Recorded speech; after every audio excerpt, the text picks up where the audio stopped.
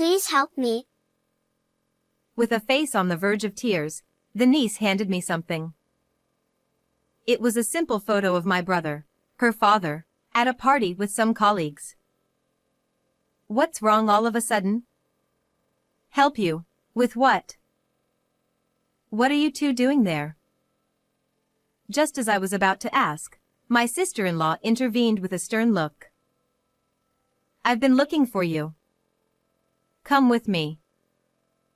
And in an instant, she took the niece away. Left alone, I casually flipped the photo over, and on the back, there was a message from my brother. If anything happens to me, please protect my daughter. My name is Beth. I'm 32 years old and work as an office clerk at the construction company my family runs. My brother, who was 10 years older than me, was hardworking from a young age and carried the heavy expectations of being the heir to our family business. Everyone, including me, assumed that he would inherit the company.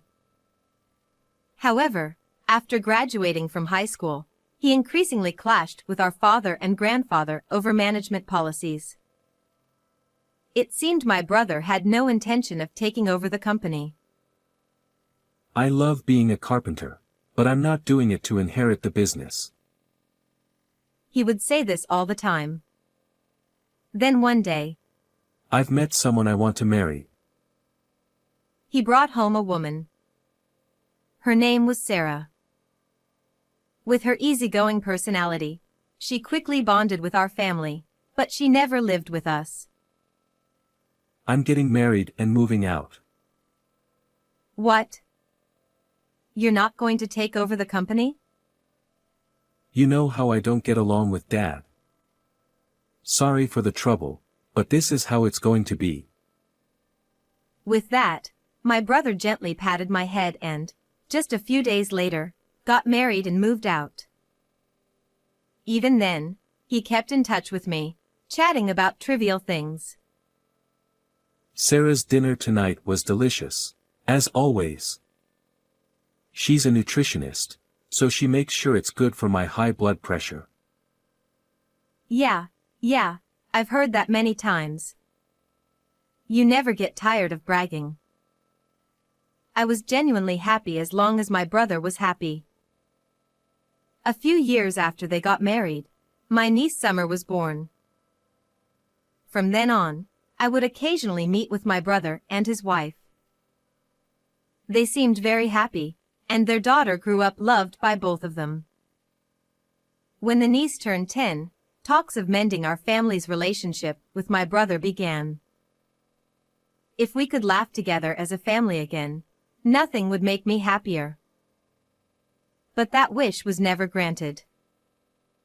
One day, while I was working as usual, my sister-in-law called me, which was unusual. Normally, I would hear from my brother, not her. Puzzled, I answered the phone immediately. Hello, Sarah? Oh, Beth. What's going on? It's rare for you to call. Listen calmly. Your brother, he fell from a scaffold while working and was taken to the hospital. It seems he slipped because of the rain. The news was so sudden. It felt like time had stopped, and my mind went blank. I quickly called my parents, who were also at work, and we rushed to the hospital in the pouring rain. When we entered the hospital room, led by a nurse, there was my brother, his skin pale. Seeing him like that made the phone call's content suddenly feel real, and I collapsed to the floor. Brother. The voice that escaped me was so faint, it surprised even me, and the overwhelming sadness only grew stronger. Next to the bed, my sister-in-law cried loudly, not caring who was watching, like the heroine of a tragedy. Her intense sobbing made my tears dry up, and I just stared at her. But for some reason, her behavior seemed off. And next to her, the niece, with a pale face, trembled as if scared, without shedding a tear. "Are you okay?" She didn't respond, possibly in shock from losing her father. After the wake at our house, while the family was mourning, I quietly cried alone in a deserted corner of the porch. The photo of my brother used for the memorial had been taken recently. He looked a bit worn out, but had a peaceful expression. Did my brother lead a happy life? As I thought about this, the niece's face came to mind. When I last spoke to him, my doting brother joyfully told me about taking his daughter to amusement parks and zoos. The niece must be devastated by her father's death too. Thinking about her feelings, tears welled up again, but then a familiar voice called out to me. "Aunt." There she was, with tears brimming in her eyes. "Summer? Oh, what's wrong?" I wiped my tears and asked, trying to stay calm. "Aunt, help me. I'm going to be killed too." "What?" I couldn't quite catch her words, and as I tried to ask again, she bit her lip and handed me something. "Daddy told me to give this to Aunt Beth if anything happened to him." "From your dad?" It was a brown envelope. It looked a bit worn, as she had been holding on to it for some time. Just then. "What are you doing?" Startled by the cold voice behind me, I turned around to see my sister-in-law with a stern expression. "I've been looking for you. Come here." "Mom." Grabbing her daughter's arm, my sister-in-law quickly walked away before I could stop her. She had always been friendly and kind, but now, she seemed like a different person. It's right after her husband died, so maybe it's natural. But the niece also seemed a bit strange. Left alone, I opened the envelope and found a simple photo inside. It looked like it was taken at a party. My brother was smiling with a few colleagues. I instinctively turned the photo over. There, in my brother's slightly angular handwriting, was a message. "If anything happens to me, please protect my daughter." I widened my eyes, too shocked to speak. I think the niece was asking for help. Could it be related to this photo? I called a friend of mine who's a police officer and arranged to meet the next day. Normally, the funeral would be held the day after the wake, but since the crematorium was unavailable due to a friend's funeral, there was a one-day gap. That extra day allowed us to uncover the truth behind my brother's death. The next morning, when I arrived at the meeting place, he was already there, waiting for me. "Sorry for calling you out of the blue." It's fine. I'm off duty today. So, what's going on? Well, I explained everything that had happened, and he listened intently. From a police perspective, there's not enough evidence for us to act on this. I see. Sorry, I can't be of more help. But if anything happens, feel free to reach out. Thanks. Just talking to you helped me clear my mind. Even after parting ways with him, I kept thinking about the meaning behind the photo my niece gave me. But no matter how many times I looked at it, the meaning of the photo and my brother's message remained a mystery. How can I find more clues? This message alone doesn't tell me enough. If I could ask the niece directly, I might learn more, but I had a feeling my sister-in-law would interfere again. Just then, an idea struck me. If I look through my brother's belongings, I might find some clues. Unable to wait any longer, I headed to my sister-in-law's house. "Sorry to bother you at such a busy time. I was worried about you and Summer." Thanks for coming. She is in her room, but let's leave her alone for now. She's feeling down after losing her father. As she spoke, my sister-in-law invited me into the living room. She had always kept the house spotless, but today it felt strangely barren. Huh? There's nothing of my brothers here. And the family photos that were here before are gone too. I looked around, but there was no sign that my brother had ever lived there. I kept scanning the room, hoping to find something of my brothers, when my sister-in-law returned with tea and some homemade snacks. What caught my eye was the light purple bead bracelet on her wrist. It wasn't her style, nor my brother's, so it felt out of place. After taking a bite of the snack and finding it overwhelmingly salty, I quickly gulped down some tea. My sister-in-law tilted her head in confusion. Really? I don't think it's that salty.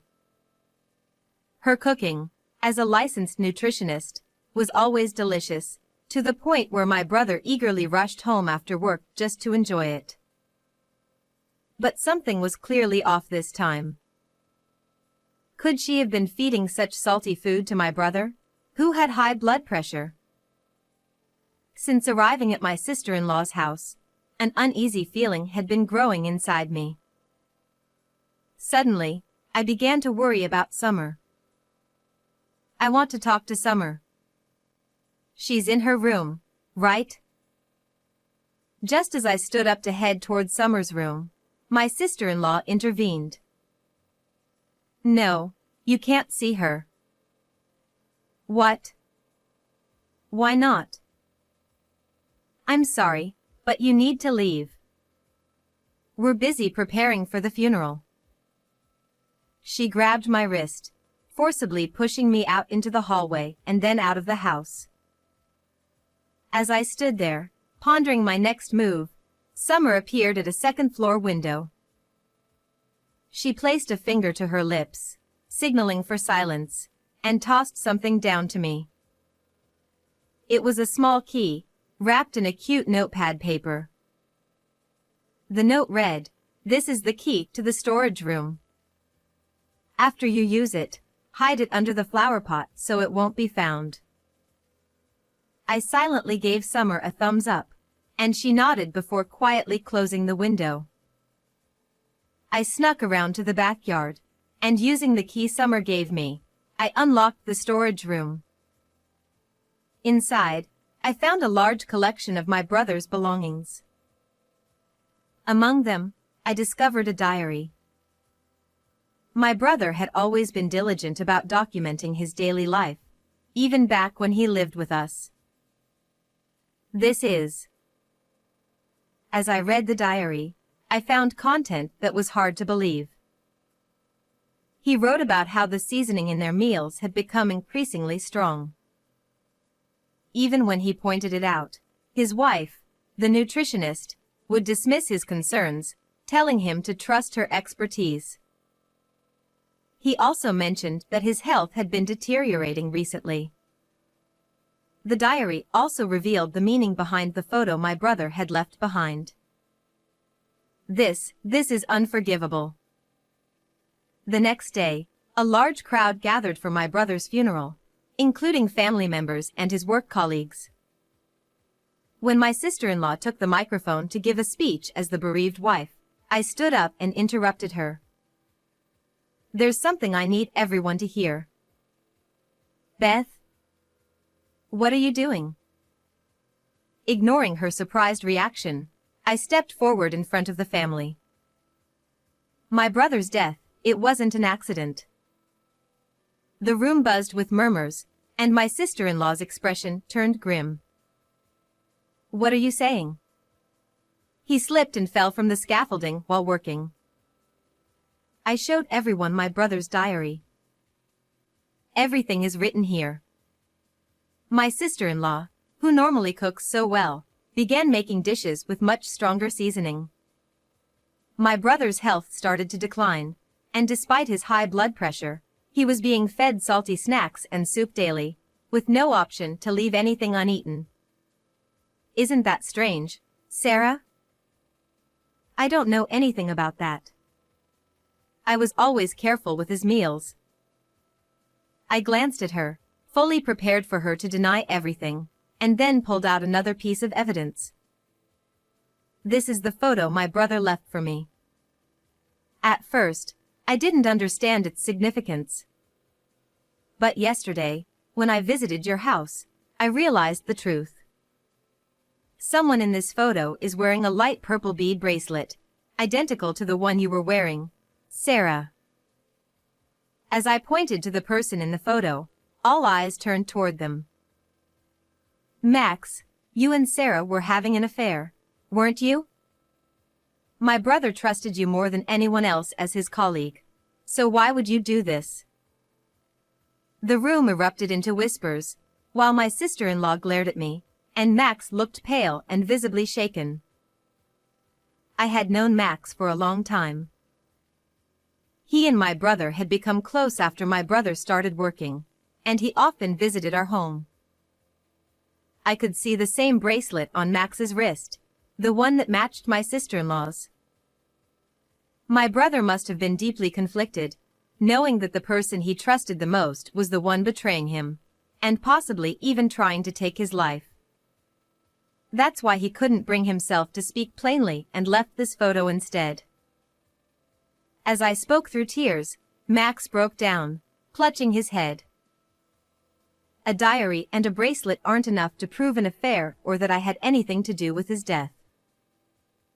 She lashed out in anger, but I had anticipated this and continued with more evidence. There's more. My brother checked Sarah's phone and saw emails between the two of you. In them, you discussed how to get rid of him because he was in the way of your relationship. That's nonsense. Is it? It wouldn't be hard to verify. At first, you considered using his high blood pressure to slowly poison him with salty foods, but it was taking too long. Desperate to be with Max, you asked him to stage an accident at the worksite, to push my brother from a height on a rainy day, and to say he simply slipped if anyone asked. Isn't that right? I never said that. It was all his idea. She pointed at Max, trying to shift the blame. Max shook his head in denial. Max, it was raining the day my brother died, wasn't it? Max nodded slightly. Normally, work would be halted on a rainy day, so why? It was just a drizzle, and the deadline was close, so she said we should go ahead. I thought it was an opportunity. My brother trusted you as a friend, right up to the end. I heard someone gulp audibly as Max turned to Summer and fell to his knees, bowing his head. I was led astray by her, and I've done something terrible. I'm truly sorry. Summer looked at him with sorrowful eyes as he continued to apologize, tears streaming down his face. Even then, my sister-in-law kept shouting. I didn't know anything. I'm not guilty. Will you submit the incriminating emails to the police? Max handed over his phone, and at that moment, my sister-in-law finally realized it was over. A police officer, a friend of my brother's who had attended the funeral, arrested them both, bringing them to justice. Afterward, they were given long sentences. Thanks to the efforts of the lawyer I hired, Summer was able to receive $100,000 from the Crime Victims Compensation Program, which helps victims' families regain peace in their lives.